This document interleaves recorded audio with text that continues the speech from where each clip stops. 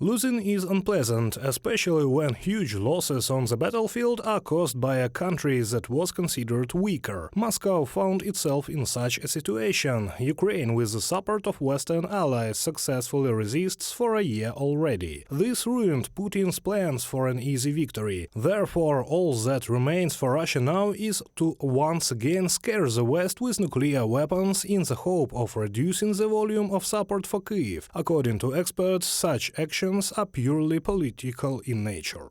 Russia is trying to create a very favorable factor for itself before the anniversary of the full-scale invasion of Ukraine, in order to somehow demonstrate that this was not a completely programmatic campaign, and they are still fighting for such a tough confrontation with the West and can supposedly achieve some success. While these successes are not present, they sell a certain process. They create the illusion that in fact the Russian Federation can impose and dictate some kind of will, including through such nuclear instruments.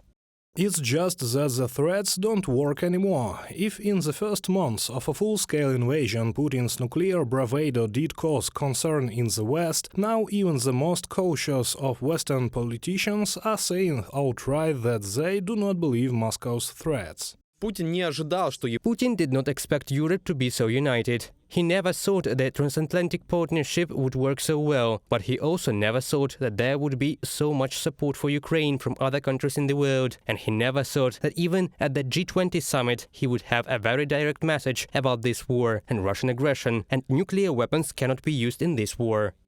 And French President Emmanuel Macron proposed expanding Europe's role in the nuclear deterrence system.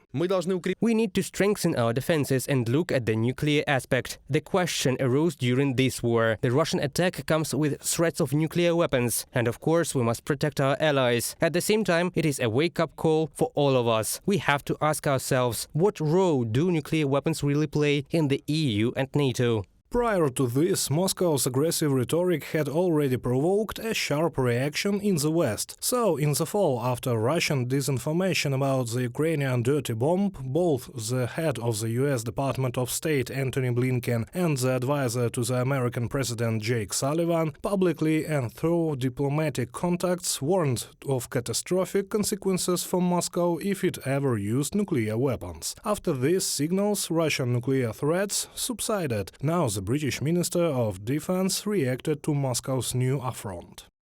This is a signal. We must all wake up. For a year now, these threats have been made, so we need to remember that NATO must have elements of deterrence. We need to show that if such a need arises, we will not tolerate any threat that comes from Russia regarding the use of nuclear weapons.